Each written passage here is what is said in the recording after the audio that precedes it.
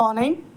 आज का हमारा जो टॉपिक है मनोविज्ञान अध्ययन विधियों से आप क्या समझते हैं, संक्षेप में वर्णन कीजिए। यानी कि what you understand by the method of psychological study. तो इसमें हम डिस्क्राइब करेंगे brief in the modern method of psychological study या describe the brief introspection method of the psychological study. यानी कि मनोविज्ञान की अंतर्दर्शन विधि का संक्षेप में वर्णन कीजिए। यानी कि आधुनिक पद्धति को हम इसमें डिस्कस करेंगे। तो चलो हम डिस्कस करते हैं। मनोविज्ञान अध्ययन की पद्धतियाँ यानी कि मेथड ऑफ साइकोलॉजिकल स्टडी। तो जैसे आजकल हमारा जो आज का टाइम है यानी कि आधुनिक युग में अध्ययन के लिए मनोविज्ञान वैज्ञानिक पद्धतियों का सहारा लेता है। वैज्ञानिक अनुसंधान और खोजों पर आधार यथार्थ, वस्तुनिष्ठ और यथार्थ यानी कि वेरिफिकेबल होता है। दक्ष वैज्ञानिक प्रयोगों तथा परीक्षणों द्वारा सही तथ्यों को प्राप्त कर अनुसंधान करते हैं। वैज्ञानिक एक तटस्थ किंतु कुशल निरीक्षक के समान प्रयोग द्वारा तथ्यों को संकलित करता है और नियम बनाता है। इसीलिए वैज्ञानिक पद्धति द्वारा निकाले गए निष्कर्ष सदैव सही और विश्वसनीय होते हैं।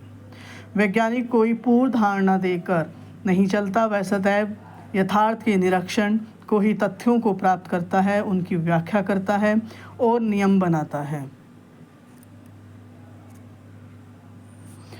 वैज्ञानिक अनुसंधानों के सिद्धांत के आधार पर ही मनोविज्ञान की आधार सामग्री यानी कि डेटा को संकलित किया गया है। इस प्रकार मनोविज्ञान के ज्ञान भंडार को वैज्ञानिक पद्धतियों द्वारा अधिक समृद्ध बनाया गया है। आधुनिक मनोविज्ञान वेता वैज्ञानिक पद्धतियों को विविध प्रकार के प्रयोग में लाते हैं। इन पद्धतियों का प्रयोग अनुसंधान की ठीक ठाक विधि समस्या के स्वरूप, उनके उद्देश्य और अनुसंधानकर्ता के साधन संपन्न होने पर अवलंबित है। आधुनिक युग के अध्ययन की नई नई पद्धतियों का आविष्कार होता जा रहा है। यह अभिनव पद्धतियाँ पुरानी पद्धतियों से कहीं अधिक सही और वैज्ञानिक हैं। आज मनोविज्ञान द्वारा जिस अभिनय पद्धतियों को अपनाया गया है वो कई प्रकार की हैं। निरीक्षण पद्धतियाँ, प्रयोगात्मक विधियाँ, विवरण पद्धतियाँ। मनोविज्ञान में निरीक्षण पद्धतियों को दो प्रकार से डिवाइड किया गया है। पहला अंतर्दर्शन पद्धति, दूसरा बहिर्दर्शनदर्शी। जब मनोविज्ञान अपनी स्वयं की मानसिक दशा का निरीक्षण करता है यानी कि अपनी मानसिक दशा का निरीक्षण करता है, यह विधि अंतर्दर्शन पद्धति कहलाती है। और जब वह दूसरे के व्यवहार तथा उसकी मानसिक प्रक्रियाओं का अध्ययन करता है तो बहिर्दर्शन पद्धति कहलाती है। ठीक है, अब हम इसको डिस्कस करते हैं। मनोवैज्ञानिक अध्ययन की अंतर्दर्शन पद्धति यानी कि introspection method of the psychological study. Very important है, ध्यान से आप इसको सुनना और स्टडी करना। अध्ययन की यह पद्धति मनोविज्ञान के द्वारा प्राचीन काल में बहुत अधिक अपनाई जाती थी, किंतु आधुनिक काल में यह वैज्ञानिक नहीं मानी जाती, इसीलिए इसका प्रयोग बहुत कम हो गया है। आधुनिक मनोविज्ञान का एक शुद्ध विज्ञान माना जाता है, अतएव उसकी पद्धतियाँ भी पूर्ण वैज्ञानिक होनी चाहिए। इस पद्धति में पर्याप्त वैज्ञानिकता का अभाव है, इसी कारण वह उतनी मान्य और उपयोगी नहीं समझी जाती। अब हम समझते हैं अंतर्दर्शन का अर्थ क्या है। अंतर्दर्शन का अर्थ जो टिचनर के अनुसार अपने आत्मा में देखना अंतर्दर्शन है। यानी कि ये जैसे परिभाषा ये किसने दी, अपने आत्मा में देखना अंतर्दर्शन है, जबकि एंजल के अनुसार अंतःप्रक्षेपण ही अंतर्दर्शन है। तो ये आपको मनोविज्ञान के नाम याद होने चाहिए। अंतर्दर्शन में व्यक्ति स्वयं अपनी मानसिक स्थिति का अवलोकन करता है तथा अपनी स्वयं की मानसिक क्रियाओं का निरीक्षण करता है। स्टाउट का कथन है कि अपने मस्तिष्क में कार्यकलापों का एक क्रमबद्ध रीति के अध्ययन करना ही अंतर्दर्शन है। अंतर्दर्शन का अर्थ निरीक्षण, किंतु वुडवर्थ के शब्दों में आत्मनिरीक्षण है। वुडवर्थ की व्याख्या अधिक स्पष्ट और समीचीन है। इसकी जो अंतर्दर्शन की जो विशेषताएं हैं क्या हैं। अंतर्दर्शन पद्धति में वस्तुतः आत्मनिरीक्षण किया जाता है, इसीलिए उसी प्रकार उसी के आधार पर अंतर्दर्शन को निम्नलिखित विशेषताएं बताई गई हैं। यानी कि सब्जेक्ट जो है अपनी मानसिक प्रतिक्रियाओं का स्वयं निरीक्षण करना पड़ता है। सेकंड पॉइंट, विषयी अनेक मस्तिष्क के बारे में शीघ्र अंतर्दृष्टि प्रदान एवं सम्यक जानकारी प्राप्त करता है। थर्ड पॉइंट, विषयों को स्वयं अपनी मानसिक प्रतिक्रियाओं का निरीक्षण करना पड़ता है, इसीलिए वह उनके संबंध में कोई धारणा केवल अनुमान के आधार पर नहीं बना सकता। अब इसके दोष क्या हैं, डिसएडवांटेजेस, यानी कि अंतर्दर्शन पद्धति के दोष। अंतर्दर्शन में विषय और विषयी दोनों ही व्यक्ति होते हैं, इसीलिए वह विषयी के मस्तिष्क में एक बाधा उत्पन्न करती है, क्योंकि यहाँ अध्ययन करने वाला होता है। इस पद्धति में मस्तिष्क को स्वयं अपना ही अध्ययन करना पड़ता है, अतः वह दो भागों में विभाजित है। प्रथम क्या है, वह जो अध्ययन करता है, और दूसरा जिसका अध्ययन किया जाता है, यानी कि 2 पार्ट्स में इसको डिवाइड किया गया है। इस समय अंतर्दर्शन में जो वास्तविक और व्यवहारिक कठिनाई होती है वह यह है कि मानसिक अनुभूति जिसका अध्ययन हो रहा है कभी कभी मस्तिष्क के अवलोकन या अवधान को इतना आकर्षित कर लेती है कि मस्तिष्क अनुभव करना बंद कर देता है। जब आप चिंतन करते हैं और अंतर्दर्शन द्वारा उस चिंतन का अध्ययन करना चाहते हैं, उस समय प्राय ऐसा देखा गया है कि मस्तिष्क चिंतन करना बंद कर देता है, क्योंकि आपके मस्तिष्क का अवधान चिंतन पर केंद्रित न होकर अध्ययन करने वाले पर केंद्रित हो जाता है। अतः यह बातों में संवेगों के बारे में पूर्णतः सत्य है। मान लीजिए आप अपने वह के संवेगों का अध्ययन करना चाहते हैं, लेकिन जैसे ही आप वह पर विचार करना प्रारंभ करेंगे यह लुप्त हो जाएगा। आधुनिक मनोविज्ञान ने इन्हीं कठिनाइयों और दोषों के कारण अंतर्दर्शन पद्धति को अपूर्ण ठहराया है। व्यक्ति अपनी ही मानसिक क्रियाओं का अध्ययन सफलतापूर्वक स्वयं नहीं कर सकता। इसी प्रकार के अनेक और कारणों मनोवैज्ञानिक तथा शिक्षा में इस पद्धति का प्रयोग नहीं होता। यदि कहीं होता भी है तो वह अन्य पद्धतियों के साथ, इसलिए कि अन्य पद्धतियों द्वारा अधिक विश्वसनीय फल प्राप्त हो जाए। अतएव यह पद्धति अन्य पद्धतियों की सहायक के रूप में ही कुछ महत्व रखती है। ये हमारी पहली मेथड हो गया, यानी कि अंतर्दर्शन पद्धति।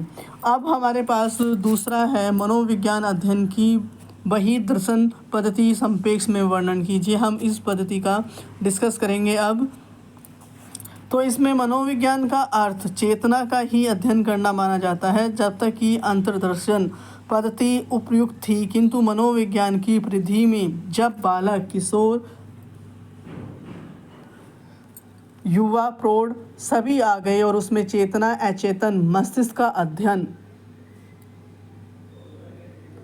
तथा विकृत और विक्षिप्त मस्तिष्क का अध्ययन भी मनोविज्ञान का विषय हो गया है, तो अंतर्दर्शन पद्धति अपूर्ण सिद्ध हुई।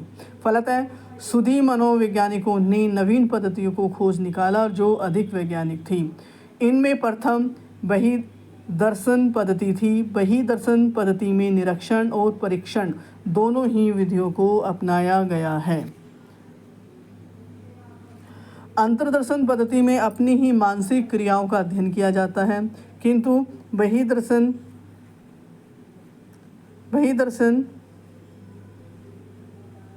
में हम दूसरों की मानसिक क्रियाओं का अध्ययन करते हैं। यह अध्ययन दूसरों के व्यवहार के निरीक्षण के द्वारा किया जाता है। हम यह निरीक्षण करते हैं कि एक व्यक्ति क्रोधित अवस्था में किस प्रकार का व्यवहार करता है और उसके ऊपर क्रोध की कैसी प्रतिक्रिया होती है, उसमें क्या क्या शारीरिक परिवर्तन होते हैं। इस प्रकार क्रोध जनित उसके अनुभवों का सूक्ष्म अध्ययन किया जाता है। वस्तुतः हम उसके शारीरिक परिवर्तन को देखकर अपने पूर्व अनुभव के आधार पर उसके व्यवहार की व्याख्या करते हैं। हमारा अपना अनुभव अंतर्दर्शन द्वारा किए गए मस्तिष्क के अध्ययन के ऊपर आधारित होता है। हम अपने पूर्व अनुभव के आधार पर जानते हैं कि क्रोध के समय आंखें लाल हो जाती हैं, भवें तन जाती हैं, क्रोधित व्यक्ति गुस्से में चीखने लगता है तथा हाथों को इधर उधर फेंकता है। तब वह किसी व्यक्ति को इस प्रकार से व्यवहार करते देखते हैं तो हम समझ जाते हैं कि वो कैसा है, क्रोधित है। बहिर्दर्शन में उसकी मानसिक क्रियाओं के साथ साथ उसकी शारीरिक दशा का भी अध्ययन किया जाता है। शारीरिक दशा का उद्दीपक के प्रति विषयी शरीर में किस प्रकार की प्रतिक्रिया होती है, नाड़ी मंडल किस प्रकार कार्य करता है, इन सभी शारीरिक व्यापारों का अध्ययन किया जाता है। दूसरे लोगों के मस्तिष्क के कृतित्व का अध्ययन भी किया जाता है, जिसमें हम उनके मस्तिष्क का ठीक ठाक आकलन कर सकें। इससे हमें किसी राष्ट्र के मानसिक स्तर, उसके नागरिकों की मानसिक योग्यता के बारे में जानकारी प्राप्त होती है, क्योंकि किसी भी राष्ट्र का साहित्य, कला और विज्ञान का स्तर उस राष्ट्र के मानसिक स्तर का द्योतक होता है। अब हम बात कर रहे हैं बहिर्दर्शन के दोष, डिसएडवांटेज। इस पद्धति की सबसे बड़ी कठिनाई यह है कि बहिर्दर्शन अपने भावों, विचारों और चिंतन अनुभूतियों को दूसरों के मस्तिष्क पर थोपना चाहती हैं। ये सबसे बड़ा फॉल्ट है इसका कि हम अपने विचार या चिंतन, अनुभूति किसी दूसरे के मस्तिष्क पर थोपना चाहते हैं, किंतु यह आवश्यक नहीं है कि परिस्थिति विशेष में जैसा बहिर्दर्शक सोचता है वैसा ही दूसरा भी विचारता हो। हम दूसरों के मस्तिष्क का अध्ययन पूर्ण, वस्तुनिष्ठ, वैश्विक या व्यक्ति निरपेक्ष नहीं कर सकते, वरन अपने मस्तिष्क के पूर्व अनुभवों के आधार पर दूसरों की मानसिक प्रतिक्रियाओं का अध्ययन और उसकी व्याख्या करते हैं। अतः जब हम अपने मानसिक स्तर से भिन्न मानसिक स्तर वाले व्यक्तियों को मानसिक प्रक्रियाओं का अध्ययन करते हैं तो अनुमान के कारण हमारे निरीक्षण के निष्कर्ष अशुद्ध हो सकते हैं। उदाहरणतः अगर हम एग्जाम्पल की बात करें तो प्रौढ़ बहिर्दर्शक जब किसी बालक, किशोर अथवा किसी जंगली आदमी के व्यवहार की व्याख्या करता है तो व्याख्या गलत हो सकती है, क्योंकि बालक, किशोर या जंगली आदमी के मानसिक स्तर पर अपने आप को लाना बहिर्दर्शक के लिए अत्यंत कठिन माना गया है या अत्यंत कठिन कार्य है।